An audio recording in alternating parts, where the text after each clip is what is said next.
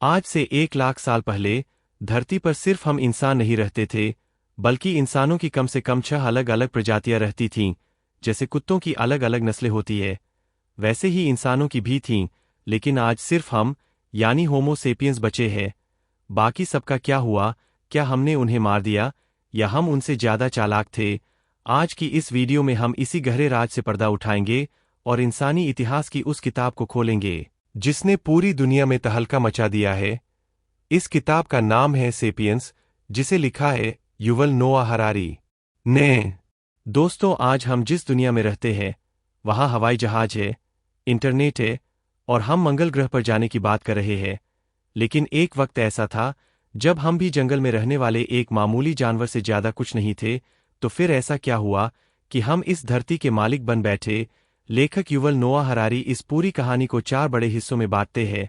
Cognitive revolution यानी दिमागी क्रांति, एग्रीकल्चरल रिवॉल्यूशन यानी खेती की क्रांति, यूनिफिकेशन ऑफ मैनकाइंड यानी इंसानों का एक होना, और आखिर में साइंटिफिक रिवॉल्यूशन यानी विज्ञान की क्रांति। चलिए सबसे पहले बात करते हैं उस दौर की जब इंसान जंगल में भटक रहा था। करीब 70,000 साल पहले हमारे पूर्वज यानी होमो सेपियंस अफ्रीका के एक कोने में रहते थे। वो देखने में बिल्कुल हमारी तरह थे, लेकिन उनका दिमाग आज के इंसान जैसा तेज नहीं था। फिर अचानक कुछ बदला। इतिहासकार इसे कॉग्निटिव रिवॉल्यूशन कहते हैं। हमारे दिमाग की वायरिंग में कुछ ऐसा बदलाव आया जिसने हमें सोचने और बात करने की एक नई ताकत दी। अब आप सोचेंगे कि जानवर भी तो आपस में बात करते हैं, शेर दहाड़ता है, बंदर चिल्लाते हैं, तो हमें क्या खास था? लेखक कहते हैं कि हमारी भाषा की सबसे बड़ी ताकत थी चुगली करना। जी हां, आपने सही सुना, गॉसिप यानी चुगली। वैज्ञानिकों का मानना है कि हमारी भाषा सिर्फ यह बताने के लिए विकसित नहीं हुई कि देखो वहां शेर है भागो, बल्कि हमारी भाषा इसलिए विकसित हुई ताकि हम यह बता सकें कि कबीले में कौन किसके साथ है, कौन किसका दोस्त है और कौन गद्दार है। जब इंसान छोटे समूहों में रहते थे तो यह जानना बहुत जरूरी था कि किस पर भरोसा किया जाए। 50 लोगों के ग्रुप को आप बिना गॉसिप के नहीं चला सकते। लेकिन यहाँ एक समस्या थी, गॉसिप के जरिए आप ज्यादा से ज्यादा 150 लोगों के ग्रुप को एक साथ रख सकते हैं। उससे ज्यादा लोग हुए तो व्यवस्था बिगड़ जाती है। तो फिर आज हजारों और करोड़ों लोग एक साथ कैसे काम कर रहे हैं? इसका जवाब है हमारी दूसरी सबसे बड़ी ताकत, जो किसी और जानवर के पास नहीं है, और वो है उन चीजों के बारे में बात करने की ताकत जो असल में है ही नहीं, यानी फिक्शन या काल्पनिक कहानियां। बंदर को आप यह कहकर अपना केला देने के लिए नहीं मना सकते कि अगर तुम मुझे यह केला दोगे तो मरने के बाद तुम्हें बंदरों के स्वर्ग में ढेर सारे केले मिलेंगे। बंदर आपकी तरफ देखेगा और केला खा जाएगा। लेकिन इंसान इस पर भरोसा कर सकता है। हम धर्म, देश, कानून और कंपनियों जैसी चीजों पर विश्वास करते हैं जो असल में भौतिक रूप से मौजूद नहीं है। सोचिए प्यूजो कंपनी के बारे में, यह गाड़ियां बनाती है, लेकिन प्यूजो असल में क्या है? क्या वो वहां काम करने वाले लोग हैं? नहीं, लोग बदल सकते हैं। क्या वो फैक्ट्रियां हैं? नहीं, फैक्ट्री जल जाए तो नई बन सकती है। प्यूजो एक फिक्शन है, एक कहानी है जिसे हम सबने सच मान लिया है। इसे हम लीगल फिक्शन कहते हैं। इसी ताकत ने हमें अजनबियों के साथ मिलकर काम करना सिखाया। 2 कैथोलिक लोग जो एक दूसरे को नहीं जानते, वो मिलकर धर्मयुद्ध लड़ सकते हैं क्योंकि वो एक ही कहानी पर विश्वास करते हैं। 2 व्यापारी जो एक दूसरे से कभी नहीं मिले, वो इंटरनेट पर व्यापार कर सकते हैं क्योंकि वो दोनों पैसे और कानून की कहानी पर भरोसा करते हैं। यही वो ताकत थी जिसने सेपियंस को बाकी इंसानी प्रजातियों जैसे निएंडरथल से आगे निकाल दिया। निएंडरथल हमसे ज्यादा ताकतवर थे, उनका दिमाग भी बड़ा था, लेकिन वो बड़ी संख्या में मिलकर काम नहीं कर सकते थे। जब सेपियंस और निएंडरथल का सामना हुआ तो सेपियंस जीत गए क्योंकि हम एक सेना की तरह काम कर सकते थे, और धीरे धीरे बाकी सारी प्रजातियां खत्म हो गईं और हम इस धरती के इकलौते वारिस बन गए। इसके बाद आता है इतिहास का दूसरा सबसे बड़ा मोड़, एग्रीकल्चरल रिवॉल्यूशन यानी खेती की शुरुआत। करीब 12,000 साल पहले तक हम शिकारी थे। हम शिकार करते थे और फल फूल जमा करते थे। हम एक जगह नहीं टिकते थे। फिर हमने बीजों को बोना और जानवरों को पालना शुरू किया। हमें लगा कि इससे हमारी जिंदगी आसान हो जाएगी। हमें लगा कि अब हमें खाने के लिए जंगल में नहीं भटकना पड़ेगा। लेकिन युवल नोआ हरारी यहाँ एक बहुत ही चौंकाने वाली बात कहते हैं। वो कहते हैं कि खेती इतिहास का सबसे बड़ा धोखा था, जी हाँ, सबसे बड़ा फ्रॉड। हमें लगता है कि हमने गेहूं को पालतू बनाया, लेकिन असल में गेहूं ने हमें पालतू बना लिया। सोचिए 10,000 साल पहले गेहूं सिर्फ एक मामूली घास थी, लेकिन आज यह पूरी दुनिया में फैली है। गेहूं ने हमसे क्या करवाया? उसने हमसे जंगल साफ करवाए, हमसे भारी पत्थर उठवाए, नहरें खुदवाईं, हम दिन भर खेत में कमर तोड़ मेहनत करने लगे। हमारे शरीर खेती के लिए नहीं बने थे, हमारी रीढ़ की हड्डी और घुटने शिकार करने और दौड़ने के लिए बने थे। झुककर खेती करने से हमें कमर दर्द और जोड़ों का दर्द मिला। एक शिकारी की जिंदगी किसान से ज्यादा बेहतर थी। शिकारी को दिन में सिर्फ 4-5 घंटे काम करना होता था। उसका खाना भी ज्यादा पौष्टिक था। वो अलग अलग तरह के फल और मांस खाता था। लेकिन किसान सिर्फ गेहूं या चावल पर निर्भर हो गया। अगर बारिश नहीं हुई तो अकाल पड़ जाता था। किसान को अपनी फसल की चिंता दिन रात सताती थी। भविष्य की चिंता खेती के साथ ही पैदा हुई। तो फिर हमने खेती क्यों अपनाई? यह एक जाल था।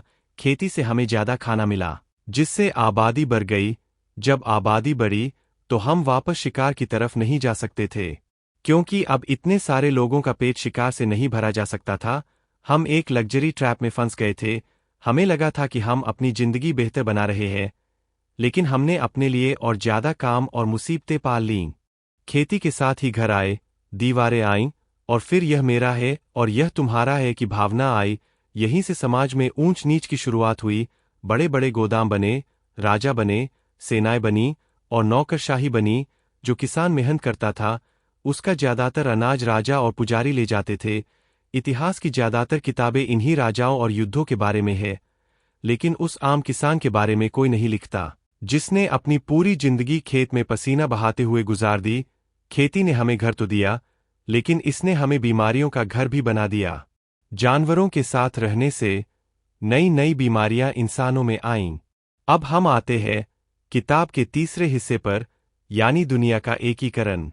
जैसे जैसे समाज बड़ा होता गया, लोगों को जोड़ने के लिए कुछ बड़े सिस्टम की जरूरत पड़ी। लेखक बताते हैं कि 3 चीजों ने पूरी दुनिया को एक करने का काम किया। पहला है पैसा, दूसरा है साम्राज्य और तीसरा है धर्म। चलिए सबसे पहले पैसे की बात करते हैं। पैसा इतिहास का सबसे सफल सिस्टम है। यह इकलौती ऐसी चीज है जिस पर हर कोई भरोसा करता है। चाहे आप किसी भी धर्म के हों, किसी भी देश के हों, आप पैसे पर भरोसा करते हैं। ओसामा बिन लादेन को अमेरिका से नफरत थी, लेकिन उसे भी अमेरिकन डॉलर पसंद थे। पैसा कोई कागज का टुकड़ा या सोने का सिक्का नहीं है। पैसा एक दिमागी सिस्टम है। यह आपसी भरोसे का सिस्टम है।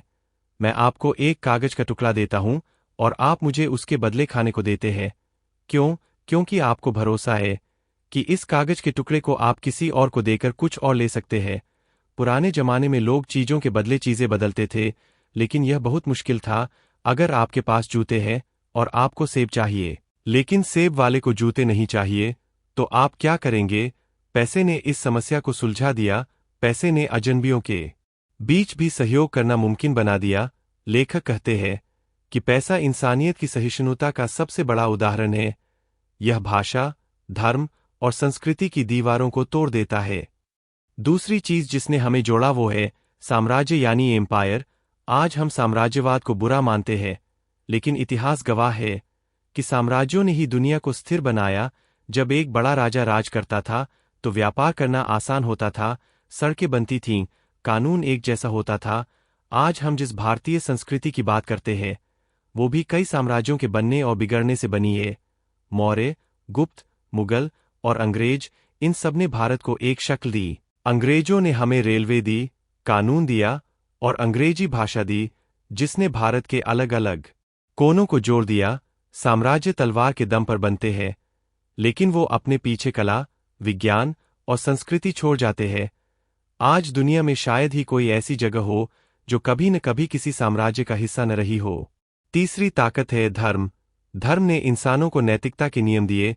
इसने बताया कि क्या सही है और क्या गलत।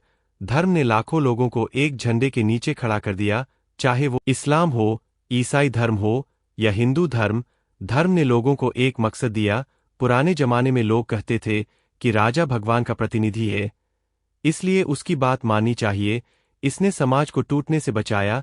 हालांकि धर्म के नाम पर बहुत खून भी बहा है, लेकिन यह भी सच है कि धर्म ने अजनबियों को भाई भाई बना दिया। अब कहानी पहुंचती है अपने सबसे रोमांचक दौर में, यानी पिछले 500 साल, जिसे हम साइंटिफिक रिवॉल्यूशन या विज्ञान की क्रांति कहते हैं, 500 साल पहले तक दुनिया में कोई खास बदलाव नहीं हो रहा था। एक किसान की जिंदगी वैसी ही थी जैसी उसके परदादा की थी, लेकिन फिर कुछ ऐसा हुआ जिसने सब बदल दिया। इंसान ने एक बहुत ही अजीब चीज स्वीकार कर ली, और वो थी अपनी अज्ञानता। पहले के लोग सोचते थे कि उन्हें सब पता है, और जो नहीं पता वो धार्मिक किताबों में लिखा है। लेकिन वैज्ञानिकों ने कहा कि हमें नहीं पता, और यह इग्नोरेंस यानी अज्ञानता ही विज्ञान की बुनियाद बनी। जब हमने माना कि हमें नहीं पता, तो हमने खोजबीन शुरू की। हमने माइक्रोस्कोप बनाए, दूरबीन बनाई, दुनिया के नक्शे बनाए। यूरोप के देशों ने दुनिया को खोजना शुरू किया। यह सिर्फ ज्ञान की भूख नहीं थी, इसके पीछे लालच भी था। विज्ञान और साम्राज्यवाद का गहरा रिश्ता बन गया। राजाओं ने वैज्ञानिकों को पैसे दिए ताकि वो नए हथियार बनाए, नई दवाइयां बनाए और नए नक्शे बनाए, ताकि राजा और ज्यादा इलाकों पर कब्जा कर सकें। अगर कोलंबस अमेरिका नहीं खोजता, तो स्पेन वहां कब्जा कैसे करता? विज्ञान को पैसे की जरूरत थी, और राजाओं को विज्ञान की। इसी दौरान एक और नई चीज पैदा हुई, कैपिटलिज्म यानी पूंजीवाद। पहले लोग मानते थे कि दुनिया में धन सीमित है। अगर मैं अमीर बनूंगा तो किसी और को गरीब होना पड़ेगा। इसे जीरो सम गेम कहते हैं। लेकिन पूंजीवाद ने एक नया विचार दिया। उसने कहा कि हम धन को बढ़ा सकते हैं। अगर मैं एक फैक्ट्री लगाता हूं तो मैं पैसे कमाऊंगा, लेकिन साथ ही मैं लोगों को रोजगार भी दूंगा, और देश भी अमीर होगा। इसमें सबका फायदा है। इसी सोच ने क्रेडिट यानी उधार के सिस्टम को जन्म दिया। हम भविष्य पर भरोसा करके आज पैसा उधार लेते हैं, यह सोचकर कि कल हम ज्यादा कमाएंगे। इसी भरोसे ने आज की आधुनिक अर्थव्यवस्था को खड़ा किया है। आज पूरी दुनिया इसी उधार और भरोसे पर चल रही है।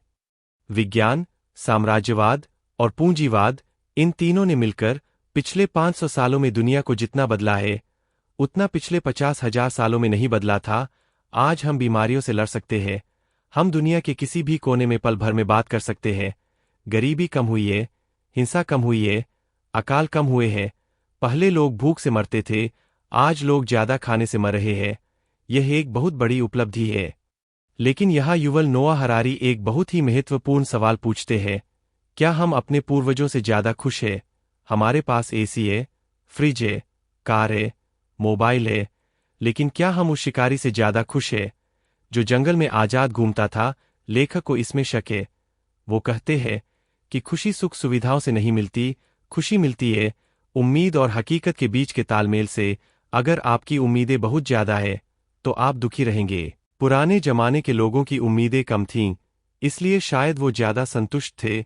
आज मीडिया और विज्ञापन हमें बताते रहते हैं कि हमारे पास क्या नहीं है, इसलिए हम हमेशा असंतुष्ट रहते हैं। इसके अलावा हमने अपनी खुशियों के लिए जानवरों पर बहुत जुल्म किए हैं। इंडस्ट्रियल फार्मिंग में जानवरों को मशीनों की तरह ट्रीट किया जाता है। गाय, सूअर और मुर्गियों की जिंदगी नर्क बन गई है। अगर हम सिर्फ इंसानों की बात करें तो शायद हम तरक्की कर रहे हैं, लेकिन अगर हम पूरी धरती के जीवों की बात करें तो हम उनके लिए यमराज बन गए हैं। किताब के आखिर में लेखक भविष्य की तरफ देखते हैं। वो कहते हैं कि हम अब होमो सेपियंस की सीमाओं को तोड़ने वाले हैं। अभी तक हम नेचुरल सिलेक्शन यानी प्रकृति के नियमों से बंधे थे, लेकिन अब हम इंटेलिजेंट डिजाइन की तरफ बढ़ रहे हैं। हम अपने जीन बदल रहे हैं, हम बायो इंजीनियरिंग कर रहे हैं। हम ऐसे बच्चे डिजाइन कर सकते हैं जो ज्यादा होशियार हों, ज्यादा सुंदर हों और कभी बीमार न पड़े। हम अपने शरीर में मशीनें फिट कर रहे हैं। हम साइबोर्ग बन रहे हैं।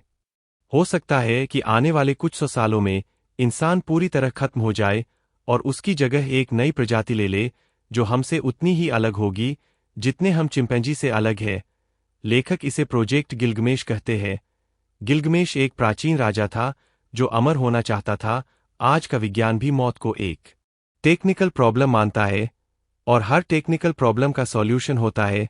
वैज्ञानिक मान रहे हैं कि हम मौत को जीत सकते हैं, या कम से कम अपनी उम्र को बहुत लंबा कर सकते हैं। लेकिन सवाल यह है कि हम चाहते क्या है? हमारे पास भगवान जैसी ताकत आ गई है। हम धरती के मौसम को बदल सकते हैं, हम नया जीवन बना सकते हैं, लेकिन हमें यह नहीं पता कि इस ताकत का इस्तेमाल कैसे करना है। हम एक ऐसे जहाज पर सवार हैं जिसकी रफ्तार तो बहुत तेज है, लेकिन जिसका कोई कप्तान नहीं है।